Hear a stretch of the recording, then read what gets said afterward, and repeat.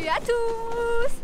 Cette semaine, rebondissez avec nous dans le sud de la Norvège et particulièrement dans la ville de Stavanger et plein d'autres choses encore. Mais comme la semaine n'est pas finie, je sais pas trop où on va aller, mais en tout cas, c'est parti! Oui!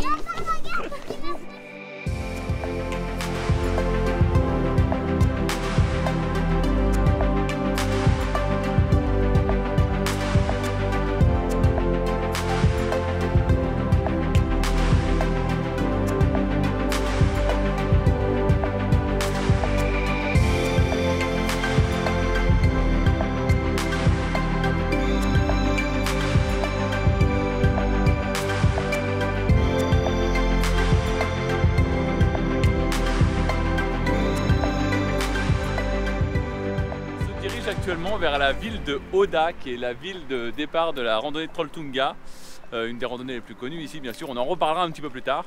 Et en tout cas on est sur cette route et on s'est arrêté parce qu'il y a une magnifique cascade qui permet quelque chose, Marion. Ah, c'est super chouette, vous savez qu'on adore les cascades. Et bien celle-ci, figurez-vous qu'on peut passer derrière. Et j'ai pas pris de kawaii, tiens. Ouais, et ça va être plutôt rigolo. Après, on va être mouillé. Je sais pas, le débit en cette saison risque d'être petit, on va voir. Mais normalement on va passer derrière avec une passerelle, c'est assez rigolo. C'est autorisé, pas comme en Angleterre, voilà, mais ça devrait quand même être sympa. Comme dans la cascade de Robin des Bois, papa il est passé derrière, mais il s'est trompé. Je sais pas comment il était mouillé, mais il avait 14 gouttes sur lui. Je sais pas conduit bien, mais moi il était tout trompé. 14 gouttes. C'est amusant parce qu'il y a des endroits bien mieux qui ont zéro boutique de souvenirs, et cet endroit, franchement, qui n'a rien d'exceptionnel non plus, hein, faut pas exagérer, il y a 2 boutiques souvenirs et un aménagement de fou. C'est exactement ce que j'étais en train de me dire. C'est assez curieux. Et tout à l'heure, pour vous dire tellement le point est un peu touristique, là il commence à être tard donc il n'y a plus personne, mais on a passé l'après-midi sur le parking à travailler, à faire des activités. Il y a un car de touristes qui est venu se poser et qui a déchargé genre une cinquantaine de personnes pour venir sous la cascade puis repartir. Donc c'est un petit tour, ils font un tour et ils font tous les trucs de la région. Donc voilà, mais c'est pour vous dire quand même que ce point est quand même attire du monde, quoi. Ça attire du monde, s'il y a 2 boutiques souvenirs. Et comme j'avais un petit peu peur, voilà, c'est vraiment pas la saison. La cascade est toute petite. Je pense que la meilleure saison, ça doit être les premiers mois de la fonte des neiges. Ah, donc vers... Je sais pas, ça doit être avril, juin. mai, juin, voilà, par là. Ça doit être le meilleur moment pour avoir une belle cascade extraordinaire. Je vous montrerai sur les panneaux à quoi ça ressemble normalement. Bon, c'est quand même joli, mais c'est vrai que c'est pas aussi abondant qu'on pourrait l'imaginer. On passe vraiment sous la roche. Aucun risque d'être mouillé.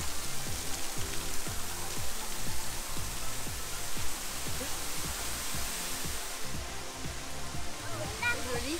Je veux dire quoi? Est-ce que c'est joli, c'est ça?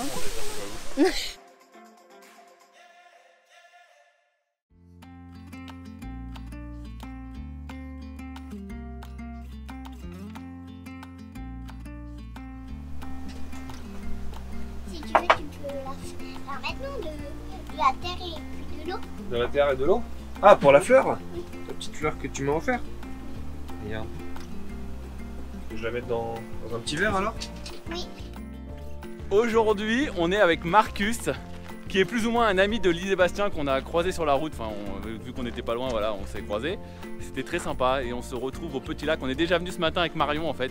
C'est le lac de Bondus.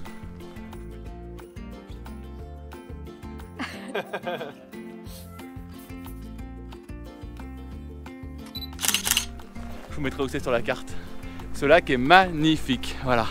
Et Marcus va nous faire un petit plan de drone exceptionnel que je me ferai un plaisir de partager avec vous. Voilà. Et là on est revenu avec Capucine. Marion n'a pas voulu revenir une deuxième fois. Et moi et Capucine on va essayer de se baigner. Ou peut-être que moi, je sais pas encore. Regardez comment c'est beau. Attendez parce que je crois que j'ai envie de faire pipi. Attendez de filmer pour que avant que je fasse pipi. Ah, Je merci. fais pipi et vous filmez quand je serai dans l'eau. D'accord.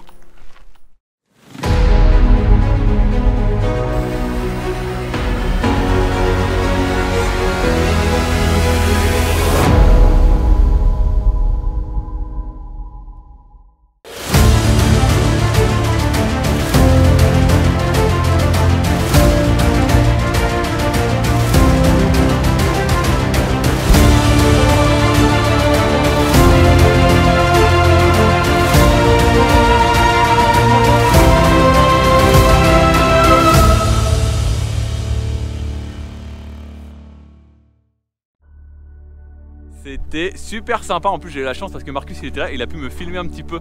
Marcus, t'as trouvé comment ce spot? Est-ce que tu le recommanderais finalement?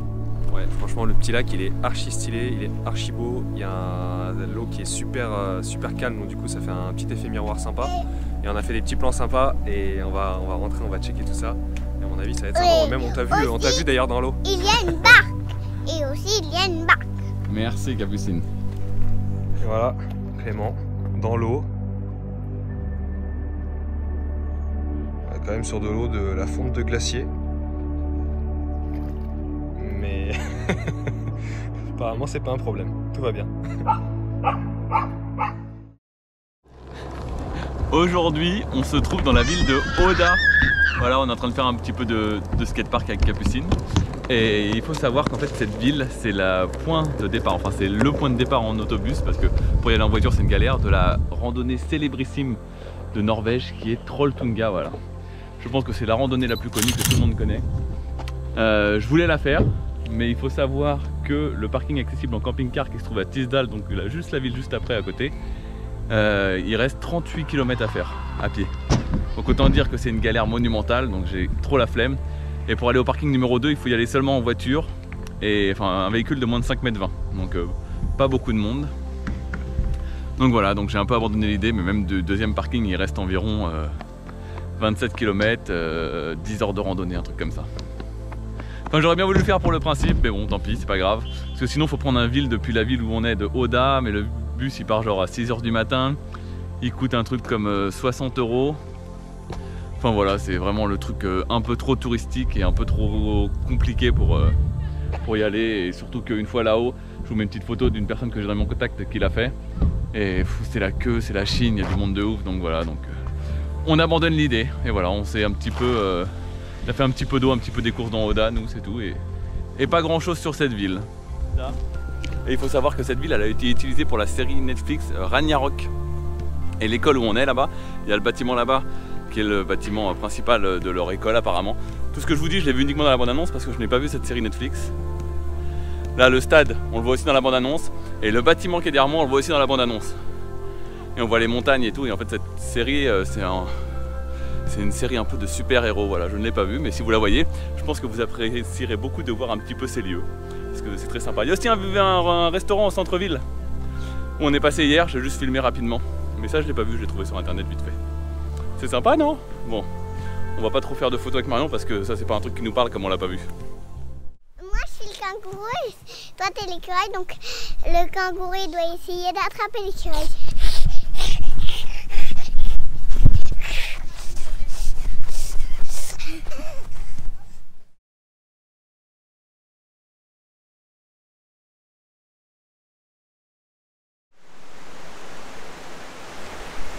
Bon bah on est sur une petite route en dessous Oda. À 15 minutes à peu près. Voilà. C'est assez amusant de voir que certains lieux qui sont jolis mais qui n'ont rien de particulier attirent beaucoup de monde d'un coup. Je pense que ça soit vraiment le fait que ce soit en bord de route. Oui, c'est rapide d'accès et c'est stipulé, il y a un panneau touristique en fait aussi, donc peut-être que c'est ça. Après bon, c'est sympa, voilà. Il y a un turnover sur le parking, là les gens ils s'arrêtent, ils descendent, photo, hop on remonte, on redémarre quoi, ça tourne. Ça enchaîne ici. Alors moi je déteste ce genre de lieux. Les lieux ultra touristiques comme ça, surtout qu'ils n'ont rien de spécial, encore quand c'est un truc exceptionnel, tu te dis bah... Mais là, j'aime pas. On s'est arrêté 5 minutes et on repart là, vraiment. Je n'ai même pas fait une photo, pour vous dire. Alors que ce lieu, vous tombez, vous êtes tout seul, il peut être magique quoi. Voilà, c'est vraiment, ouais, je sais pas, les foules j'ai un peu du mal. Il faut savoir que la GoPro elle a souvent des problèmes de son, ça c'est un problème récurrent donc c'est très chiant à ce niveau là. Et souvent elle enregistre pas le son et c'est ce qui s'est passé sur notre intro pour aller à Stavanger malheureusement. Donc je ne sais plus exactement ce qu'on dit mais en gros on va aller à Stavanger, découvrir la ville, les petits quartiers touristiques et bien sympathiques de cette ville ancienne sur plein d'aspects. Et nous allons surtout aller voir un musée qui est très cool, qui est le musée du pétrole. Alors comme ça fait peut-être pas ouf, mais je vous dis qu'on a passé un très bon moment.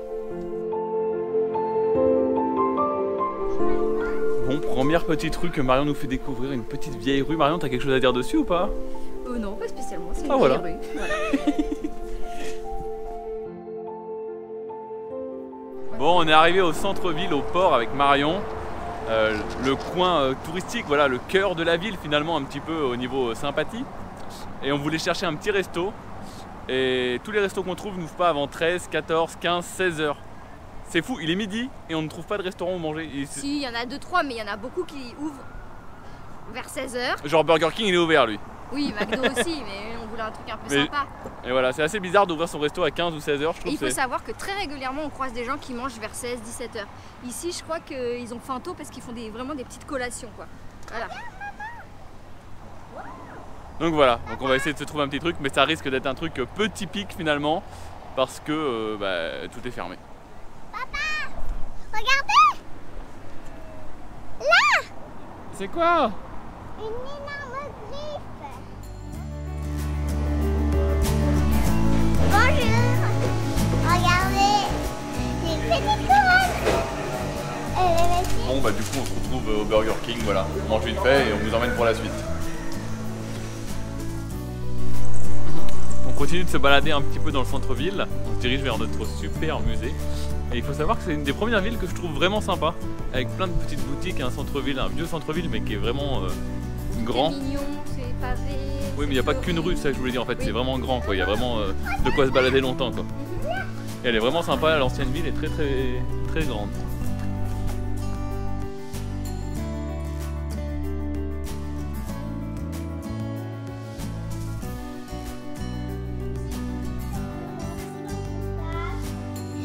Une station pétrolière. J'ai vu des grues, du matériel, des bateaux, plein de choses. Et je me dis, regarde maman, des bateaux.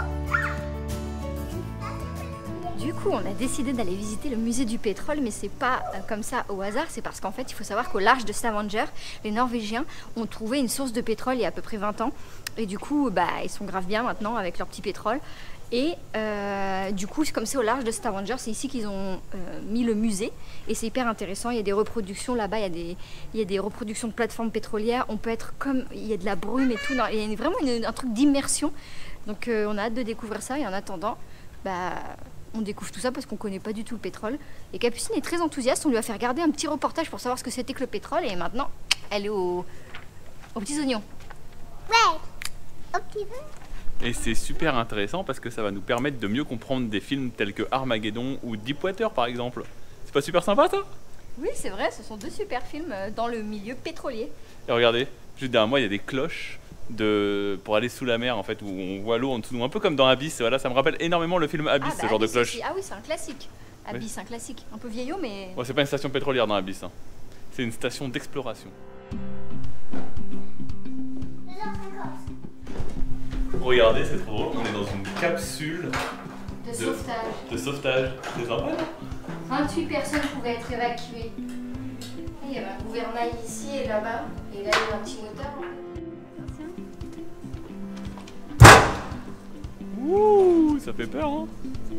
Alors explique-nous ce que c'est, Clément. Et en fait, c'est un appareil qu'ils utilisent pour envoyer une onde sonore dans le sol. Et avec les ondes sonores qui sont réverbérées, comment on dit? Avec la réverbération, quoi. Ils arrivent à savoir s'il y a des nappes de pétrole en fait.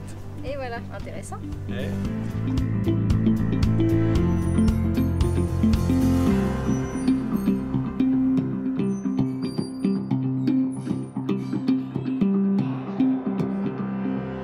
C'est marrant les bateaux qu'on voit sur les ports, à chaque fois je me dis que c'est des bateaux de pêche, etc. Mais en fait non, c'est des pétroliers. C'est amusant, non? On vous montrera, il y en a un qui est juste garé devant le camping-car dehors. Il produit et il stocke celui-ci.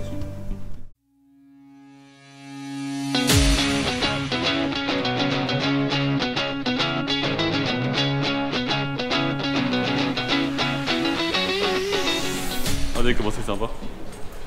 Ouh, c'est rigolo, non? À chaque fois dans les films, quand c'est la catastrophe, c'est ici que ça se passe. Il faut qu'on sorte de là. C'est moi qui fais la commande. Ne touche à rien, c'est moi qui fais. Capucine s'apprête à emprunter le toboggan de sécurité pour évacuer les gens.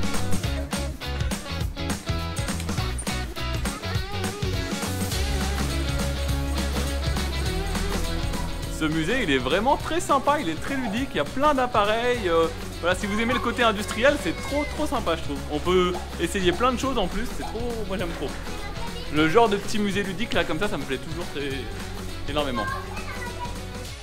Regardez, c'est les catastrophes qu'il y a eu sur les stations pétrolières. Et là, il y avait la catastrophe de Deepwater, celle qui a été inspirée, qui a été utilisée pour inspirer le film Deepwater du même nom. Très sympa ce film. Je l'ai beaucoup aimé, je vous le conseille. Regardez ici, normalement on peut mettre des tenues et rentrer dans une pièce un peu. C'est quoi la pièce, Marion? La pièce des urgences, un petit peu genre. La salle des catastrophes. Merci Capucine. Et en gros, ils vous mettent dans des conditions genre il y a un problème sur la station, il faut évacuer vite, vite, vite. C'est dommage à cause du Covid, je pense que c'est fermé.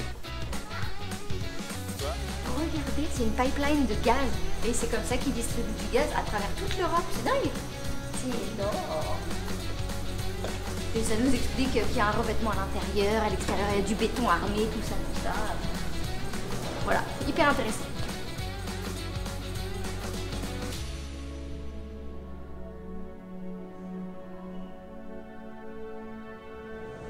Moi j'ai trouvé super cool ce musée et voilà, je vous conseille à tous si vous venez jusqu'à Stavanger. Je crois que c'est une des villes que j'ai trouvé le plus sympa en Norvège. Ouais, la visite elle vaut le coup d'œil, c'est vraiment sympa, c'est un truc qu'on connaît pas du tout donc c'est hyper sympa. Et c'est très ludique et voilà. Capucine s'amuse bien. C'est amusant parce que devant le musée vous avez déjà pas mal de choses qui sont très intéressantes à voir. Et même des équipements où vous pouvez monter à l'intérieur, etc. Donc je trouve que c'est plutôt sympa, un peu façon street art.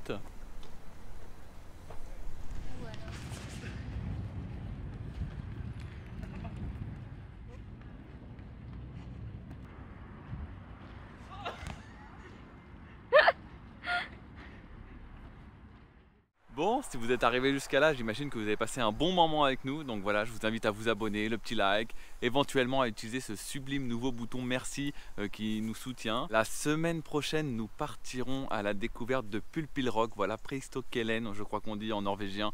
Ce sublime rocher qui a été utilisé dans Mission Impossible, enfin tout ça on vous en reparlera la semaine prochaine. On doit aussi passer dans la Oslo, dans la suite du road trip, tout ça, voilà, que des moments très sympas qu'on a beaucoup appréciés. Donc sur ce, je vous laisse avec quelques bonus et puis à la semaine prochaine. Tchou.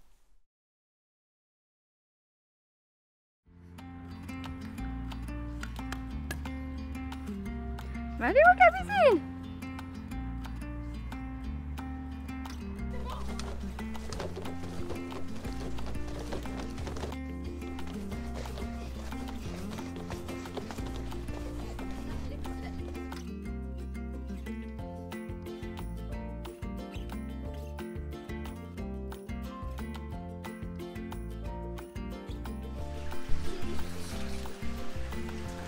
Comment tu passes ici, papa?